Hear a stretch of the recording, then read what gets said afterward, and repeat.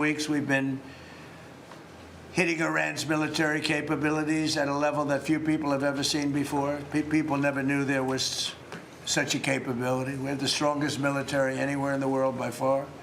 I built it during my first administration, and I used it during my second administration. Unfortunately, because I'd rather not have to use it.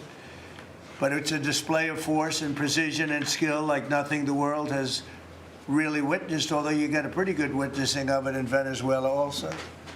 And that was a smaller version of what we're doing now. We're crushing their missiles and drone stockpiles, destroying their defense industrial base. We've wiped out their Navy completely, their Air Force completely. We've wiped out a large percentage of their missiles.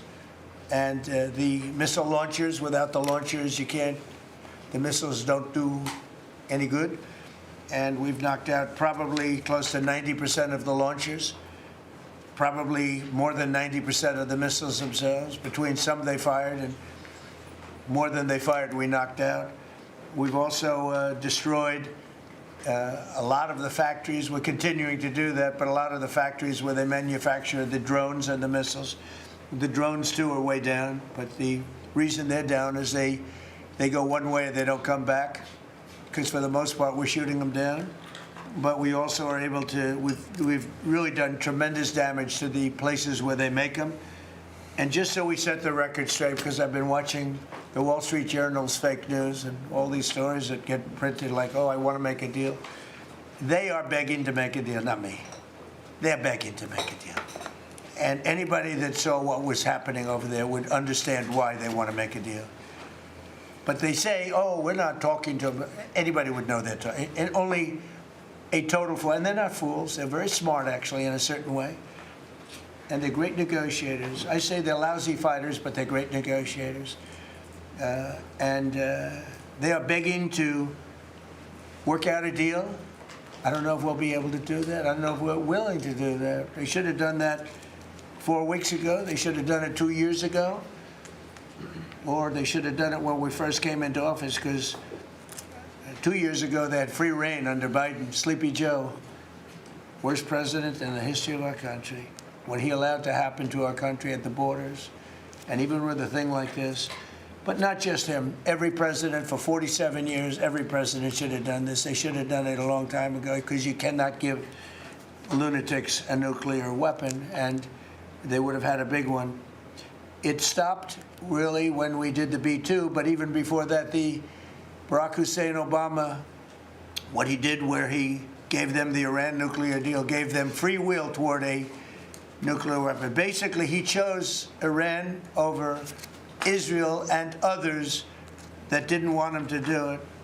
But I terminated that deal. Had I not terminated that deal, you would have had a nuclear weapon years ago, and it would have been used, guaranteed. And one of the reasons you know about the guarantee is because their neighbors were sort of like bystanders. They weren't involved very much.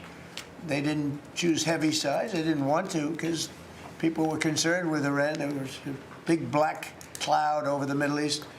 They were concerned, but all of a sudden the war starts, and they start shooting at these five, in particular, 5 countries. They start shooting at Qatar, Saudi Arabia, UAE, Kuwait, Oman. They start shooting at them, and everybody was shocked, including us. You know why?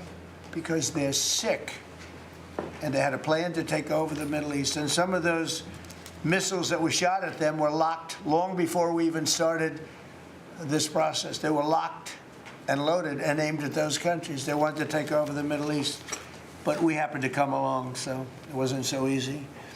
So right now their Navy is sunk in the largest elimination of a foreign Navy that has taken place, maybe ever, but certainly since World War II.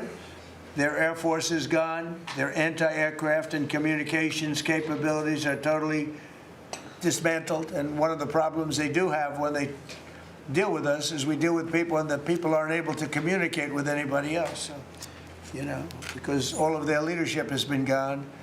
The first level is gone, and they met to pick a new level, and they're gone. They're all gone. because they didn't make a deal and because they're sick people. They're really sick. They're really sinister, sick people. And if anybody thinks it was okay to have a group of people like this to have nuclear capability, nuclear weapons, and if we didn't attack with the B-2 bombers, they would have had a nuclear weapon within 2 weeks of that, maybe 4 weeks. But between 2 and 4 weeks, they were planning to have a nuclear weapon. If we didn't hit them at that time with the B-2 bombers, and one of the great air raids in history, maybe the greatest, dark at night, no moon, no light, every single bomb hit its mark and just obliterated that place. So it's now buried deep under earth. And it was an amazing thing, but they would have a nuclear, and they would have used it without question. And you know that because why did they shoot all these countries that weren't even really involved with them? They weren't involved. They had no big problems because they're sick, because they want to take over the Middle East, not just Israel. Certainly Israel would have been the first on their list. They would have used nuclear weapons, a nuclear, you don't need too many of them, but they would have used a nuclear weapon on Israel, and they would have used it on the neighbors, and then they would have come after us. And if we had a weak president, they would have done great damage. But fortunately, you don't have a weak president. I knew what was happening. And I think we've been proven right. You know, they took one missile, went 2,500 miles. They supposedly didn't have a missile like that. They had no missile with that capability. But they shot the now famous Ireland, the island that the UK was very afraid to give us because they didn't want to get dragged in. But we don't want to get dragged into their wars either. You know? It's one thing we're very disappointed, I'll say it publicly, we're very disappointed with NATO because NATO has done absolutely nothing. And I've always said, 25 years ago, I mean, I was somebody that wasn't a politician, but I was always involved in politics and I understood politics. I said 25 years ago that NATO's a paper tiger, but more importantly, that we'll come to their rescue, but they will never come to ours. And I want you to remember that we said this. They didn't come to our rescue. Now they all want to help. When they're annihilated, the other side is annihilated, they said, we'd love to send ships. They actually made a statement, a couple of them, that we want to get involved when the war's over. No, it's supposed to get involved when the war's beginning, or even before it begins. We had the UK say that we'll send, this is 3 weeks ago, we'll send our aircraft carriers, which aren't the best aircraft carriers, by the way. They're toys compared to what we have. But we'll send our aircraft carrier when the war is over. I said, oh, that's wonderful. Thank you very much. Don't bother. We don't need it. And we don't need it, and we don't need them. We estimated it would take approximately 4 to 6 weeks to achieve our mission, and we're way ahead of schedule. If you look at what we've done in terms of the destruction of that country, I mean, we're way ahead. Think of it. They have no Navy, and they had good ships. 154 ships have been shot down and are resting very nicely at the bottom of the sea. And we did that in a matter of less than a week. Because we have the greatest military in the world by far, nobody even close. So we estimated it would take approximately 4 to 6 weeks to achieve our mission. 26 days in, we're extremely, really a lot ahead of schedule. The Iranian regime is now admitting to itself that they have been decisively defeated. They're saying to people, this is a disaster. They know it. That's why they're talking to us. They wouldn't talk otherwise. But they're talking to us because they've got a disaster in their hands. They're defeated. They can't make a comeback.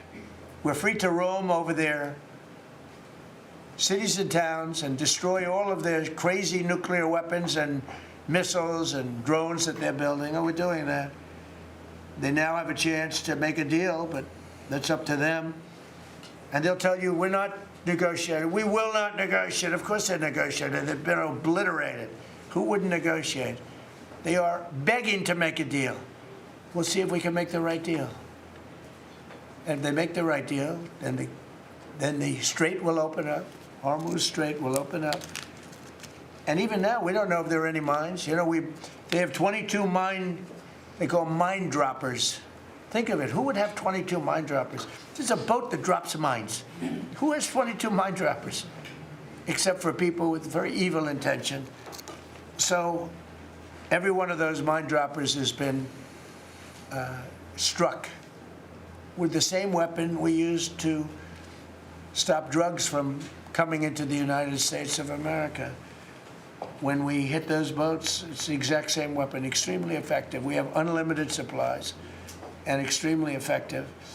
But they have no more mine droppers. By the way, speaking of drugs, we're 98% down drugs coming in by water, by the ocean, by the sea.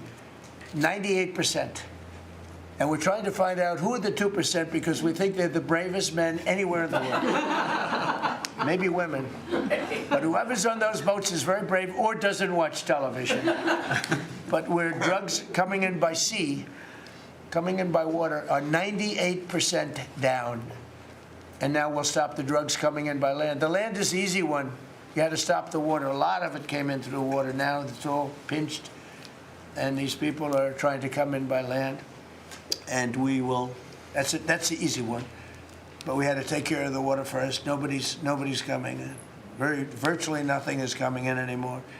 It was hundreds of millions of dollars a week were coming in by water. But they now have the chance, that is Iran, to permanently abandon their nuclear ambitions and to chart a new path forward. We'll see if they want to do it. If they don't, we're their worst nightmare. In the meantime, we'll just keep blowing them away, unimpeded, unstopped. Well, there's not a thing they can do about it. They can't do anything about it, you know. I tell you, if they could, you'd be hearing about it. You'd be hearing about it. You don't hear anything about it. They can't shoot our jets. We have the best military equipment in the world. No, not even a contest. And you see that with Venezuela. They had other equipment. They didn't have ours. It didn't work.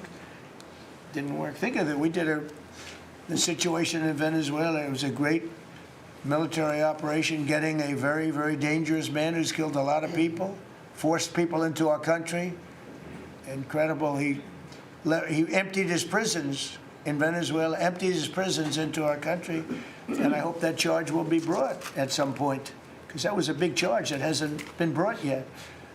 It should be brought.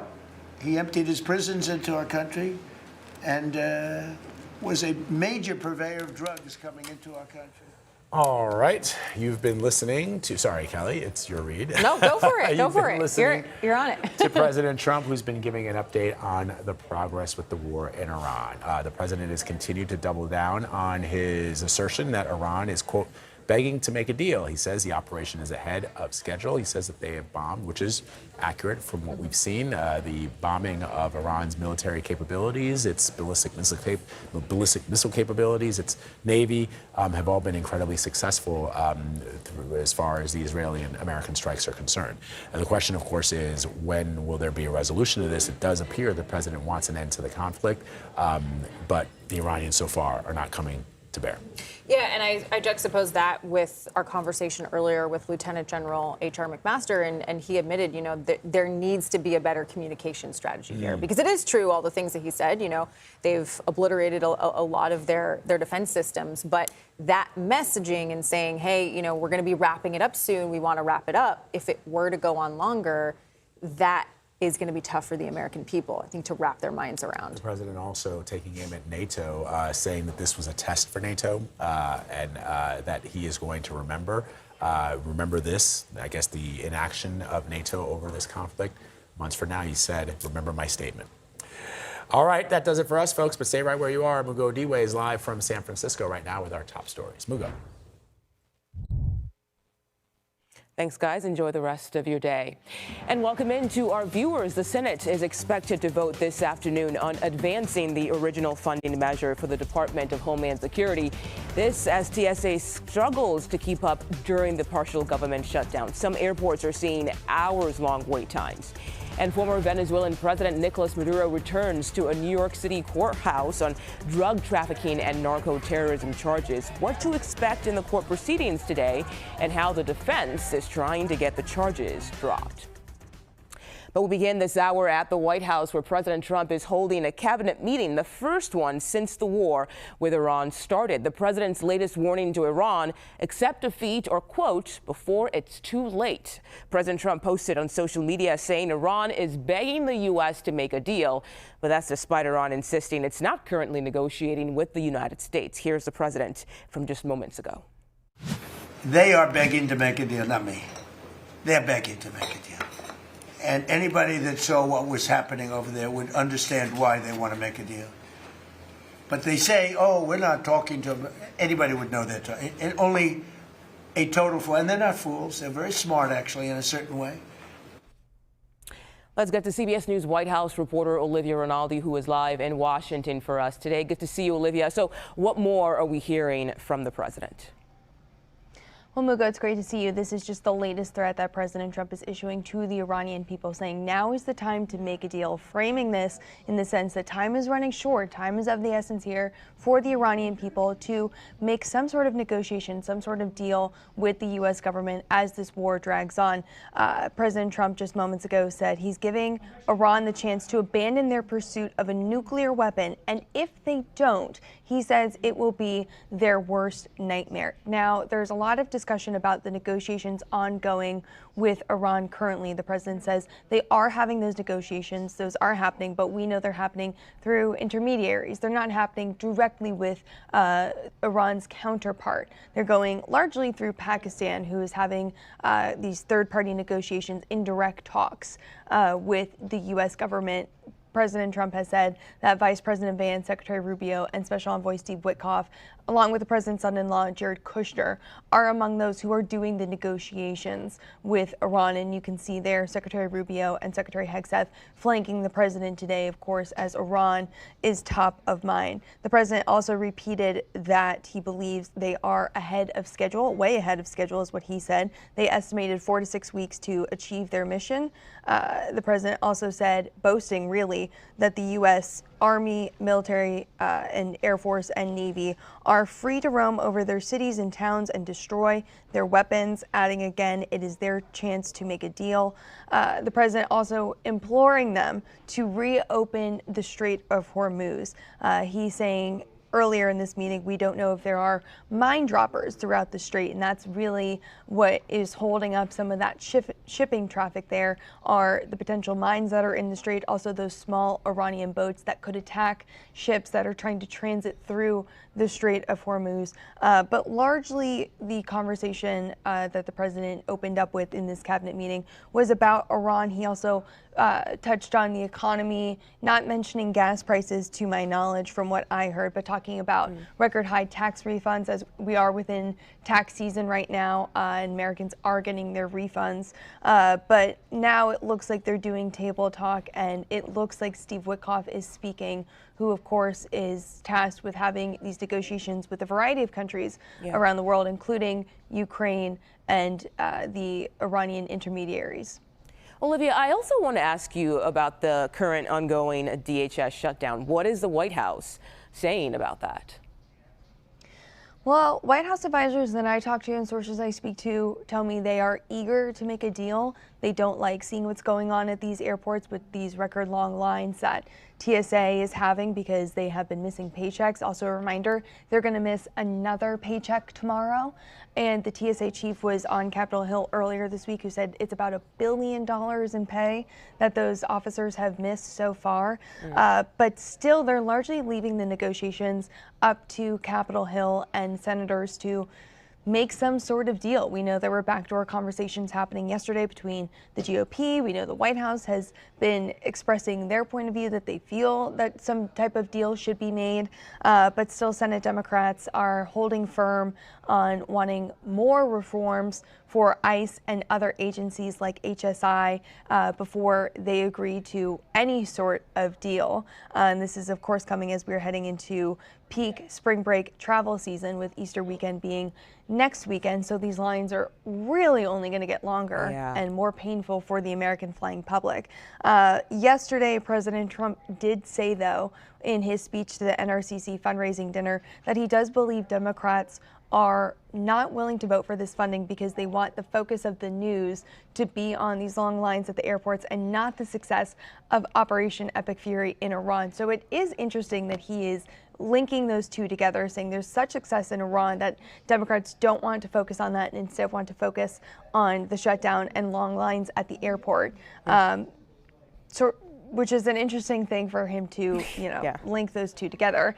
But still, it doesn't seem, as of right now, like they are close to a deal. So those long lines will continue. Okay, Olivia Rinaldi in Washington for us today. Thank you so much. And now let's head back to the White House, where we are hearing from Steve Witkoff right now, talking about the war with Iran. Mr. President, you directed Jared and I to pursue a diplomatic resolution with Iran prior to Operation Epic Fury, which we did. However, it became quite clear during these meetings with the Iranian negotiating team that we could not make a deal that fulfilled your objectives of the following: no enrichment whatsoever, no chance of weaponizing whatsoever, decommissioning of Fordow, Natanz, and Esfahan, which you destroyed in Operation Midnight Hammer, no stockpiling of any material, which they flagrantly violated, turning all enriched material over to us, and a cutback inventory and range capability of those same missiles. Throughout our meetings with the Iranians, we heard the following from them. The Iranians have the inalienable right to enrich. Then we heard they possessed enough 60% enriched material, 460 kilograms, to make 11 atomic bombs. Finally, we heard the following statement. They would not give up diplomatically what we could not win militarily. In other words, they were again miscalculating the success of Midnight Hammer, which was a total success. These are incontrovertible signs, among many other signs, sir, that their regime had not given their negotiating team authority to make a deal required by you.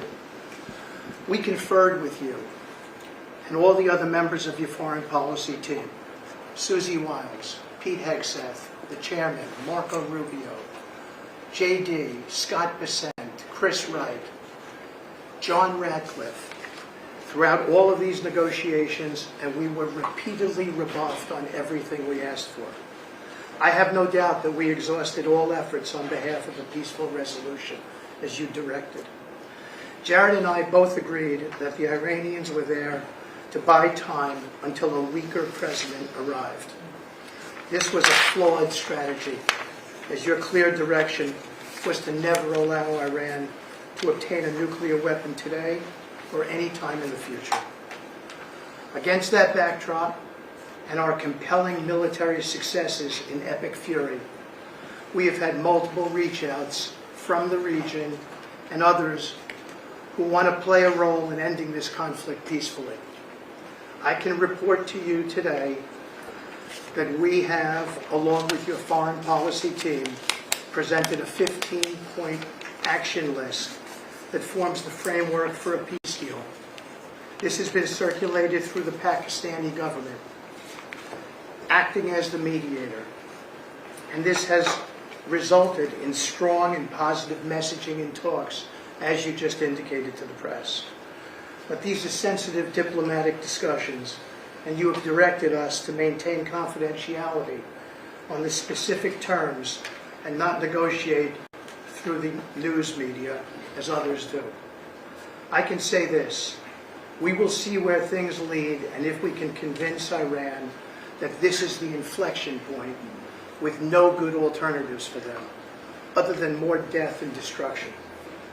We have strong signs that this is a possibility, and if a deal happens, it will be great for the country of Iran, for the entire region, and the world at large. Your policy of peace through strength is the most effective tool for a diplomatic resolution here, just as this policy was an effective tool in each and every one of all of the other conflicts you settled in your first year. Iran is looking for an off-ramp following your powerful threat on Saturday. Your indications that you are willing to listen to peace proposals have been well received. You have instructed us that your preference is always peace, and that we should make that our priority. We have delivered that message, sir, along with the 15 points for peace. Finally, we have told Iran one last thing. Don't miscalculate again. Good. Thank you very much. You've done a great job. All right, you've been listening to U.S. Special Envoy Steve Witkoff during President Trump's cabinet meeting there. As you heard him say, he says the U.S.